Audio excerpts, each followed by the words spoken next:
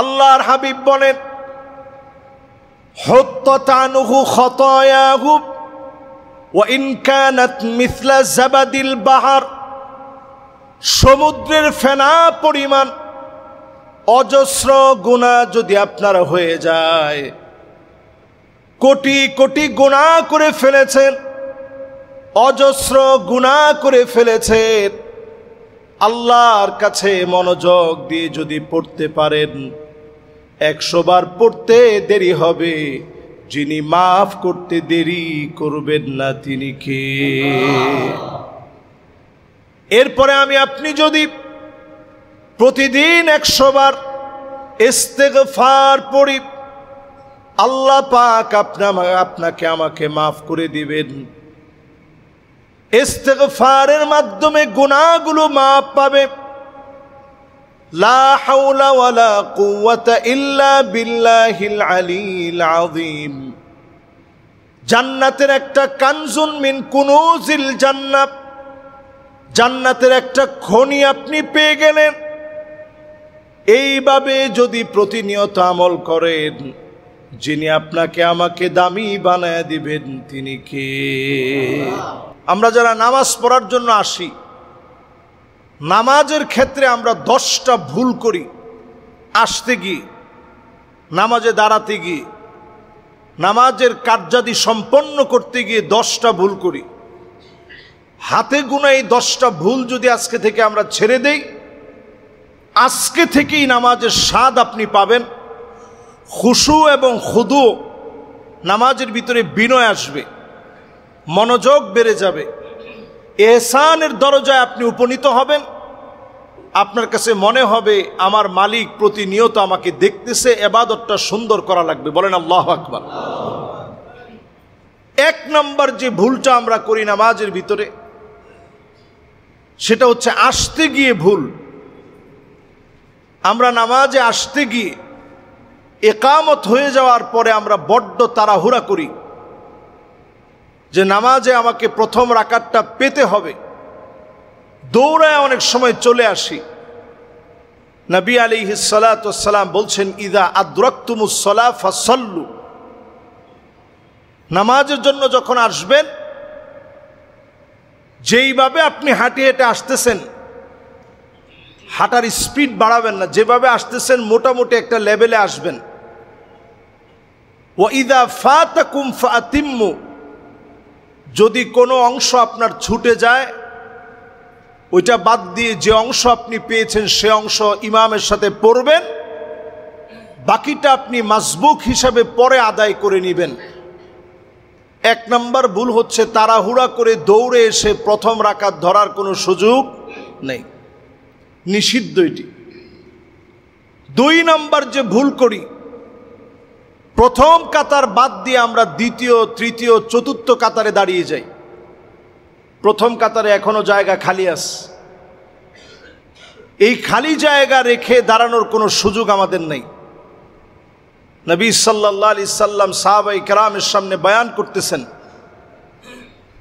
বয়ানের ভিতরে আল্লাহর হাবিব বলতেছেন, আলা উখবিরুকুম বিসাফিল মালাইকা, আমি কি তোমাদেরকে ফেরেশতাদের কাতার সম্পর্কে বলবো না? তারা আল্লাহর সামনে কিভাবে কাতারবদ্ধ হয়ে দাঁড়ায় থাকে। সাহাবায়ে কেরাম বড় আগ্রহ নিয়ে বলতেছেন, ইয়া রাসূলুল্লাহ, কিভাবে ফেরেশতারা দাঁড়ায়? নবীজি বললেন, আগে প্রথম কাতারটা পরিপূর্ণ হয়, এরপরের কাতার, এরপরের কাতার, এরপরের কাতার দাঁড়ায়। ঠিক নামাজের ভিতরে প্রথম কাতারের গুরুত্ব যদি তোমরা জানতা, হামাগুড়ি দিয়ে হলেও প্রথম কাতারের জন্য প্রতিযোগিতা করে চলে আসতা। সুবহানাল্লাহ। তাহলে 2 নম্বর ভুল, কাতারের ভিতরে জায়গা থাকা সত্ত্বেও দ্বিতীয় কাতারে দাঁড়ানোর কোনো সুযোগ নেই। 3 নম্বর যে ভুলটা আমরা প্রতিনিয়ত করি, সেই ভুলটা হচ্ছে নামাজের ভিতরে ফাঁকা রেখে রেখে দাঁড়ানো। আপনারা নিশ্চয়ই জেনে থাকবেন, যারা মক্কা মদিনায় গিয়েছেন, দেখবেন ইমাম সাহেব নামাজ শুরু করার আগেই বলে সুদ্দুল খালাল, ইস্তাউ ইয়ারহামুকুমুল্লাহ, ইস্তাউ ওয়া'তাদিলু। আমরা জুমার দিন এটা বলে থাকি। অনেকে মনে করতে পারেন যে এটা বলার দরকারটা কি, নবীজি এই শব্দগুলো বলছেন, নবীজির পাক জবান থেকে এই শব্দগুলো বের হয়েছে। সোজা করো, মাঝখানের ফাঁকাগুলা বন্ধ করো। এই জায়গার ভিতরে শয়তান দাঁড়িয়ে যায়, ফলে আপনার অন্তরের ভিতরে কুমন্ত্রণা ঢুকে যায়, নামাজের মনোযোগ নষ্ট হয়। এজন্য যতটুকুন পারেন একটু চেপে চেপে আরেক ভাইকে জায়গা দিয়ে মহব্বত নিয়ে নামাজের ভিতরে দাঁড়াবেন। কাআন্নাহুম বুনিয়ানুম মারসুস, দেখলে এমন মনে হবে যে সীসা ডালা একটা প্রাচীর দাঁড়ায় আছে। বলেন আল্লাহু আকবার।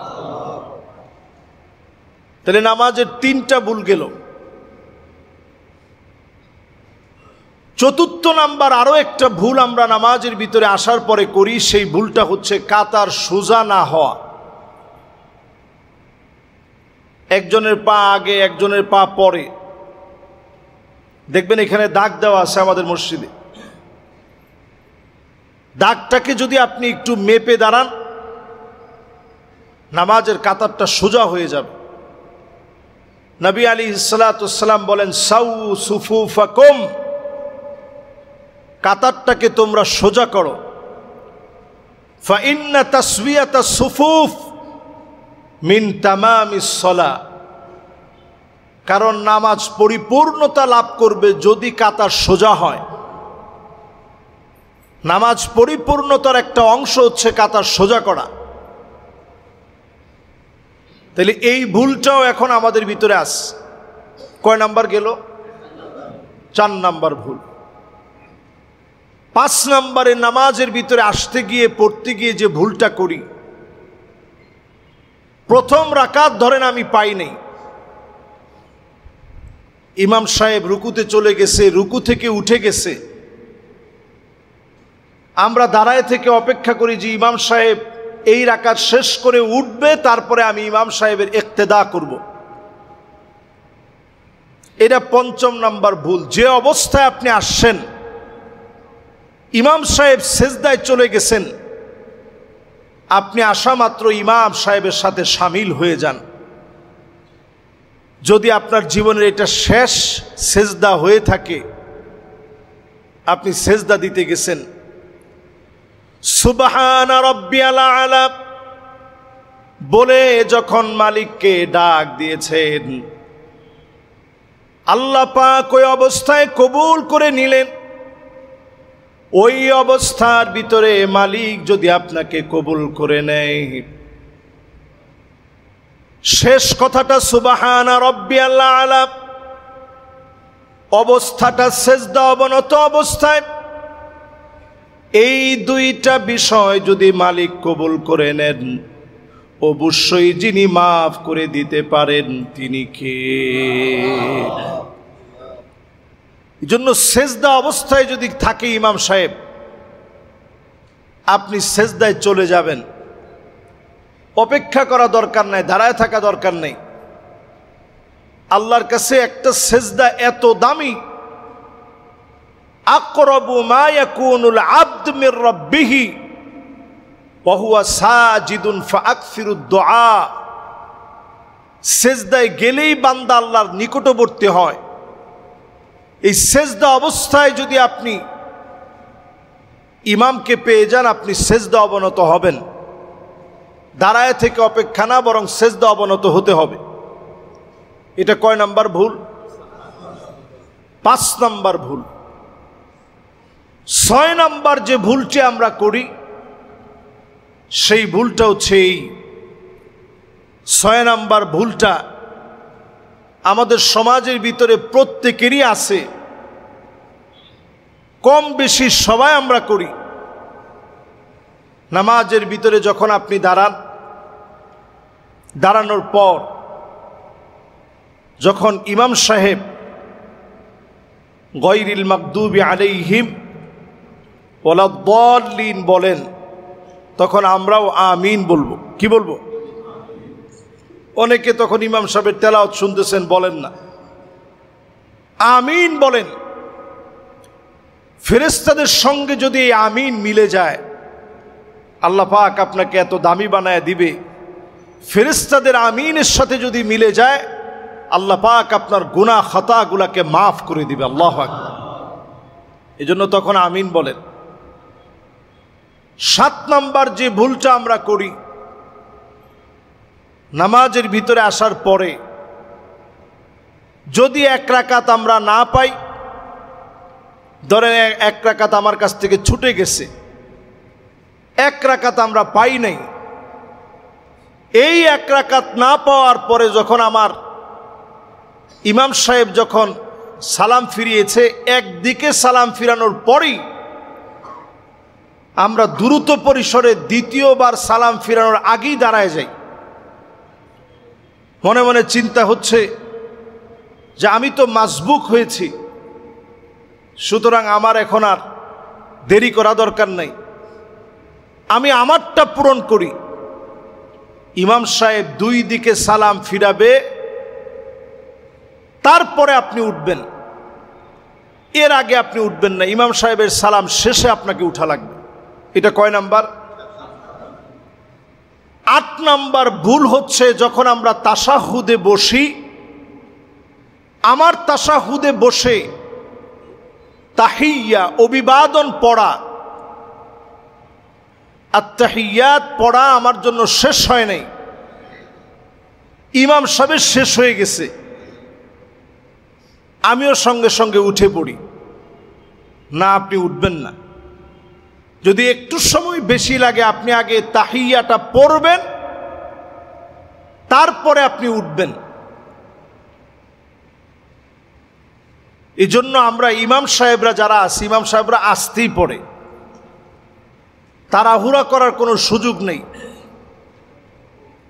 9 নাম্বার যে ভুলটা আমরা করি, ইমাম সাহেব যদি কোনো ভুল করে ফেলে, ইমাম সাহেবকে লোকমা দিতে হবে।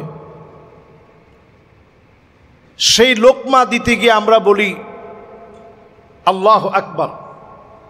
কি বলি?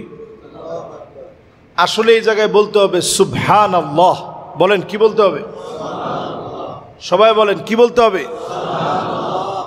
ইমাম সাহেব যদি কোনো ভুল করে ফেলেন নামাজের ভিতরে, তাহলে কি বলতে হবে? আপনি যখন সুবহানাল্লাহ বললেন, তখন ইমাম সাহেব একটা সহু সাজদা দিবে, নামাজ আল্লাহ তাআলা শুদ্ধ বানায় দিবেন। আল্লাহ কত সহজ করছেন। কিন্তু আমি আপনি অনেকেই আল্লাহু আকবার বলি, সুবহানাল্লাহ আজকে থেকে আমরা বলবো। এই 9টা গেছে, বাকি আছে 1টা। এরপরে যে ভুলটা আমরা অনেকে করি, ম্যাক্সিমাম মুসল্লির ভিতরে এই ভুলটা থাকে, সেটা হচ্ছে ইমাম সাহেব যখন সালাম ফিরান, তখন একটা ওয়াজিব আমরা মুক্তাদিরা তরক করি।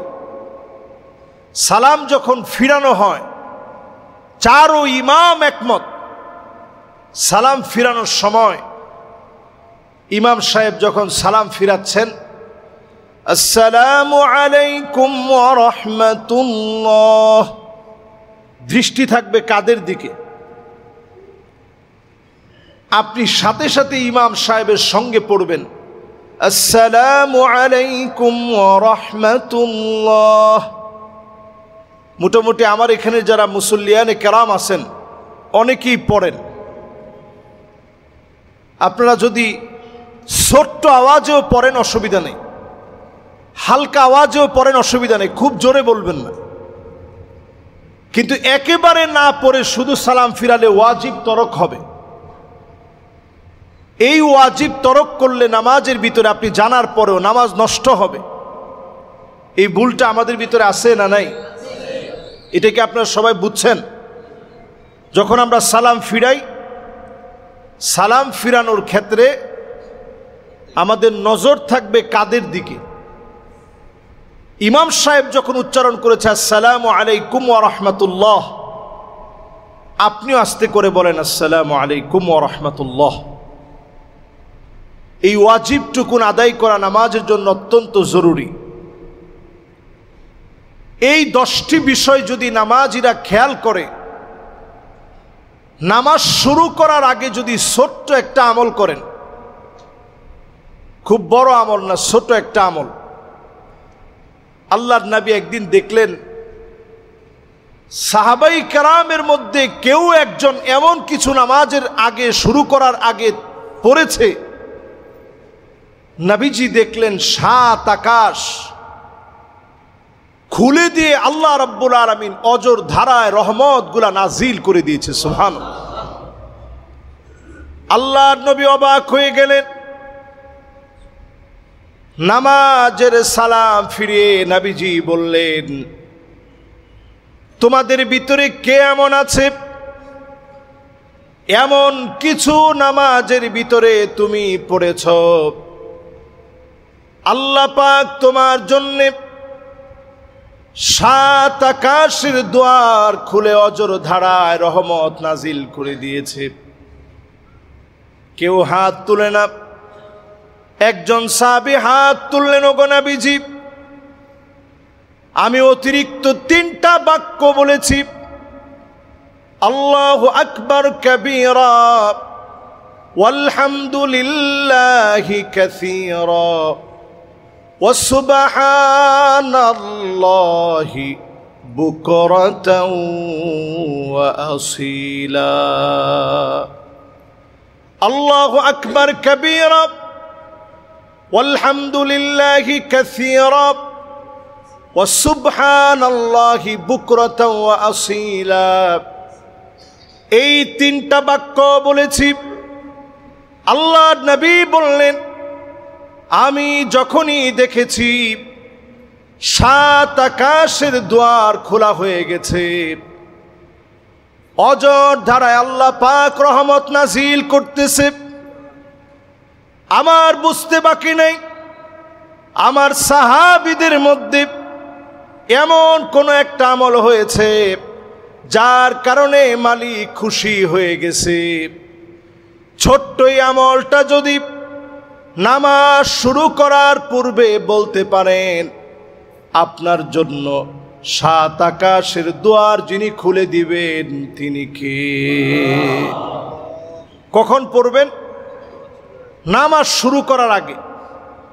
ইমাম সাহেব তেলাওয়াত করতেছেন, আপনি এসে দাঁড়িয়েছেন, মনে মনে ছোট্ট করে পড়ে ফেলেন, আল্লাহু আকবার কাবীরা ওয়ালহামদুলিল্লাহি কাসীরা ওয়া সুবহানাল্লাহি বুকরাতাও ওয়া আসীলা। সহজ না কঠিন? আমি একটু চুপ থাকি, আপনারা বলেন তো দেখি 1 নাম্বারটা কি? আর একটু জোরে বলেন তো 1 নাম্বারটা কি? মাশাআল্লাহ। আল্লাহর নামটা যেই তো সবচেয়ে দামি, বড় আওয়াজে আপনারা বললেন আল্লাহু আকবার কাবীরা। 2 নাম্বার, 3 নাম্বার মাশাআল্লাহ ওয়া সুবহানাল্লাহি বুকরাতাও ওয়া আসীলা। এই 3টা বাক্য যদি শুধু আপনি বলতে পারেন, আল্লাহর কাছে আপনার দাম কেমন। আব্দুল্লাহ বিন ওমর বলতেছে, আমি নবীজির সামনে বসা ছিলাম, নবীজির সামনে বসে আমি নবী করিম সাল্লাল্লাহু আলাইহি ওয়াসাল্লামের এই কথা যখন শুনলাম, সাহাবীর আমলটা যখন আমি শুনলাম, মা তারাকতুহুন্না মুনযু সামিআতুন নবী সাল্লাল্লাহু আলাইহি সাল্লাম, এই 3টা বাক্যের কথা যখন নবীজির পাক জবান থেকে শুনলাম, জিন্দেগিতে আর কোনোদিন আমি এই আমলটা ছাড়ি নাই। সুবহানাল্লাহ বিহামদিহি। আজকে যদি আপনি নিয়ত করেন যে নামাজের স্বাদ আমারে পেতেই হবে, মনোযোগ বাড়াইতে হবে, নামাজের ভিতরে স্বাদ আনতে হবে, যদি আজকে থেকে আপনি নিয়ত করে এটা পড়েন, আপনি দেখবেন নামাজের স্বাদ বেড়ে যাবে, নামাজের ভিতরে একটা লাজ্জা পাবেন। তালাজ্জুজুস সালাহ, নামাজের ভিতরে একটা স্বাদ অনুভূত হবে। এরপরে যখন আপনি সেজদা থেকে, রুকু থেকে যখন উঠবেন, রুকু থেকে উঠার পরে আমরা প্রত্যেকেই জানি রব্বানা লাকাল হামদ হামদান কাসীরান তাইয়িবান মুবারাকান ফি, এতটুকুন যদি আল্লাহর কোনো গোলাম পড়ে একদল ফেরেশতা শুধু এটার সওয়াব লিখবে। সুবহানাল্লাহ বিহামদিহি। সহজ কথা না, একবারে সহজ বিষয় হলেও সওয়াবটা কত বেশি চিন্তা করেন। এরপরে নামাজে সেজদায় গেলেন, সেজদা অবনত হয়ে আপনি আল্লাহর কাছে এটা মনে নিয়ে সেজদায় যাবেন, আল্লাহ আমার আমিত্বকে এখন আপনার সামনে ধুলায় মিশিয়ে দিলাম, আমি বলে আর কোনো সত্তা নাই, পুরাটাই আল্লাহ আপনার জন্য বিসর্জন করে দিলাম, আমার কোনো অহংকার নাই, আমার কোনো আমিত্ব নাই, কোনো বড়ত্ব নাই, সবগুলোকে আল্লাহ আপনার সামনে সুপর্দ করে দিলাম, সারেন্ডার হয়ে গেলাম। আল্লাহ আমি অনেক গুনাহগার, আল্লাহ আপনার সামনে আমি সেজদা অবনত হলাম।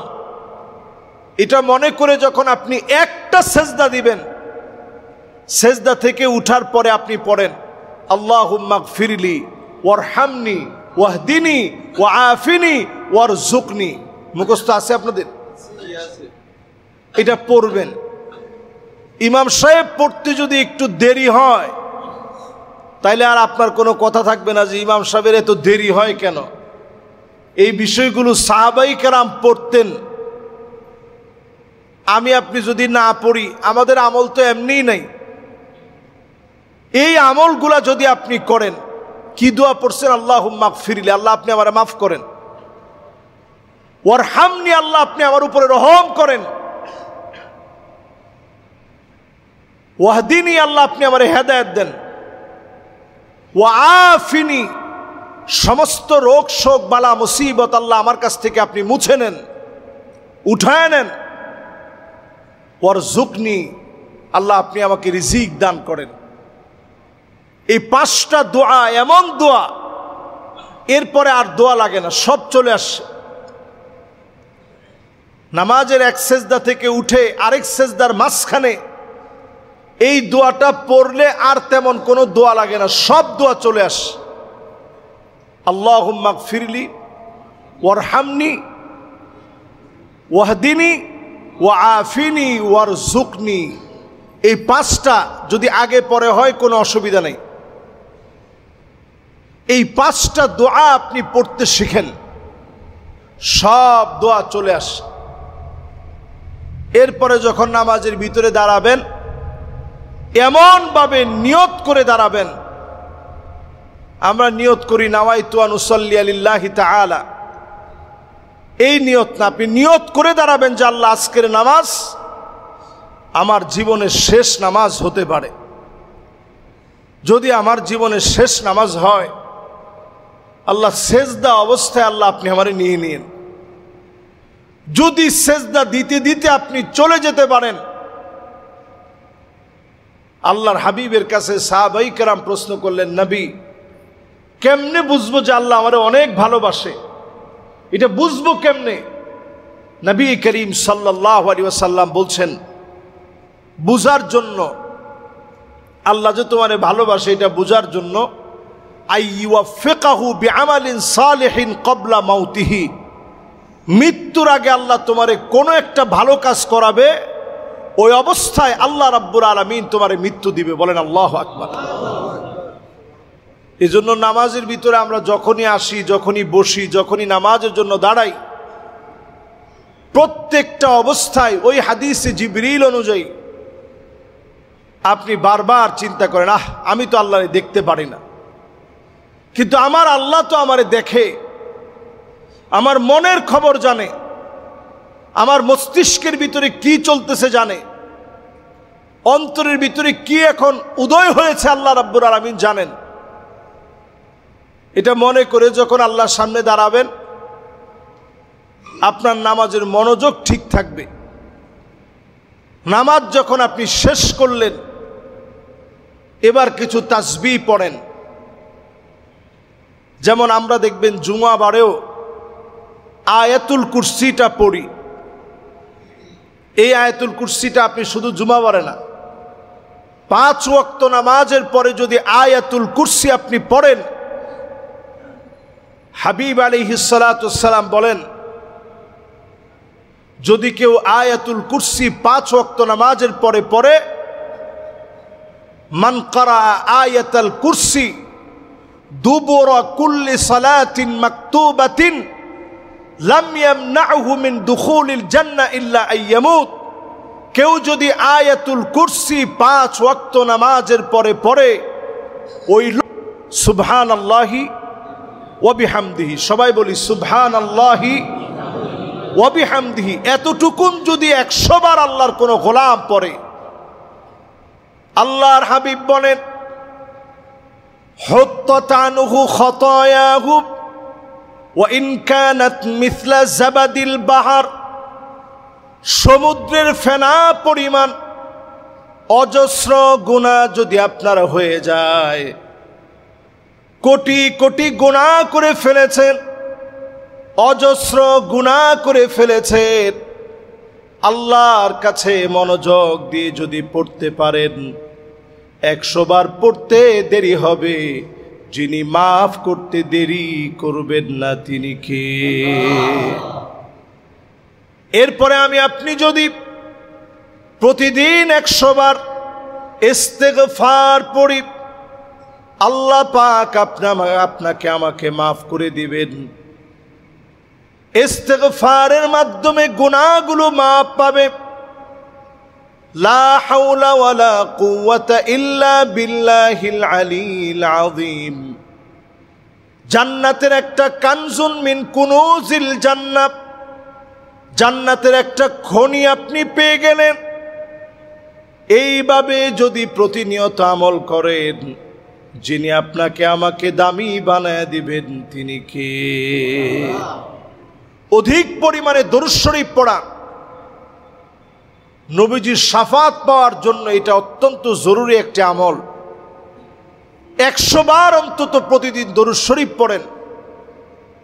আর কিছু পারেন আর না পারেন, এতটুকুন বলেন সাল্লাল্লাহু আলাইহি ওয়াসাল্লাম, সাল্লাল্লাহু আলাইহি ওয়াসাল্লাম, সাল্লাল্লাহু আলাইহি ওয়াসাল্লাম, এতটুকুন অন্তত আপনি 100 বার প্রতিদিন পড়েন। প্রত্যেকটা দিনে আপনি 1 টাকা হলেও দান করেন। 1 টাকা দান করা মাত্র আপনার নামটা দানকারীদের খাতায় আল্লাহ তাআলা লিপিবদ্ধ করলেন। প্রত্যেক দিন যখন আপনি দান করলেন, প্রত্যেক দানের সঙ্গে সঙ্গে মালিক আপনাকে স্মরণ করল। আল্লাহু আকবার। প্রতিদিন যখন আপনি একবার জিকির করলেন, মালিক আপনাকে স্মরণ করল। প্রতিদিন যখন নামাজের জন্য আসলেন, আল্লাহ পাক আপনার সঙ্গে কথা বলে। প্রত্যেক আয়াতে কারিমা সূরা ফাতিহার প্রতিটা আয়াত তেলাওয়াতের পরে আমার আল্লাহ আপনার সঙ্গে কথা বলবে। প্রত্যেক দিন আল্লাহর সঙ্গে আপনার সম্পর্ক প্রতিনিয়ত বৃদ্ধি পাবে। এতে করে আপনি আমি ইবাদতের স্বাদ পাব। এই ইবাদতের স্বাদ পেয়ে যদি আপনি হারাম ছেড়ে দেন, ওলিদের ওলি হিসাবে যিনি কবুল করে নেবেন তিনি কে? তখন আপনার কাছে মনে হবে যে আমার মালিক আমারে দেখতেছে। অন্যায় করার আগে আপনার কলিজা কেঁপে উঠবে। বর্তমান সময়ে সবচেয়ে বড় গুনাহ হচ্ছে আমরা গুনাহকে গুনাহ মনে করি না, মনে করি এটা তো স্বাভাবিক ব্যাপার। এই গুনাহ তো সবাই করে। শয়তান মানুষকে কয়েকটা চাবি দেয়। এর মধ্যে 1 নাম্বার চাবি হচ্ছে শয়তান এই খেয়ালটা আমার ভিতরে ঢুকায় দেয় যে তুমি যেই গুনাহ করতেছো এই গুনাহ সবাই করে। তুমি যে মোবাইলের ভিতরে নাটক দেখতেছো, সিনেমা দেখতেছো, গান শুনতেছো, এগুলো সবাই শুনে। এগুলো কোনো বড় কিছু না। 2 নাম্বার যেই চাবিটা শয়তান আমাদেরকে দেয়, সেই চাবিটা হচ্ছে এই, তুমি তোমার ইবাদতের খবর আরেকজনকে জানায়া দাও। এটা যখন শয়তান এই চাবিটা দিয়ে দেয়া সফল হয়ে যায়, তখনই আমরা রাস্তায় হেঁটে হেঁটে বলি যে বাপরে বাপ, একটা লোক নামাজে আসে না, শুধু আমি ফজরে আসি। একটা লোকেরও নামাজের প্রতি কোনো মহব্বত নেই, শুধু আমার আস। এটাকে আরবিতে বলে আনানিয়া, মানে আমিত্ব। এই আমিত্ব যদি শয়তান আপনার ভিতরে ঢুকাই দিতে পারে যে শুধু আমি, আর কেউ কিছু করে না, আমি দান করি, আমি যাকাত দিই, আমি হজ করছি, আমি উমরা করি, এটা যদি শয়তান আপনার ভিতরে ঢুকাই দিতে পারে, শয়তান সফল। 3 নাম্বার শয়তানের চাবি হচ্ছে আইয়ুজিবুকা আলা নাফসিক, আপনার নিজেরকে নিজের ভিতরে বড়ত্ব এত বাড়ায় দেয়, আপনি মনে করেন আমার চাইতে বড় কেউ নেই। আপনার জ্ঞান আপনার কাছে এমন মনে হয় যে আমি সবচাইতে জ্ঞানী। আপনার আমল আপনাকে এমন জায়গায় পৌঁছায় দেয়, আপনার কাছে মনে হয় আমার আমল সবচাইতে বেশি।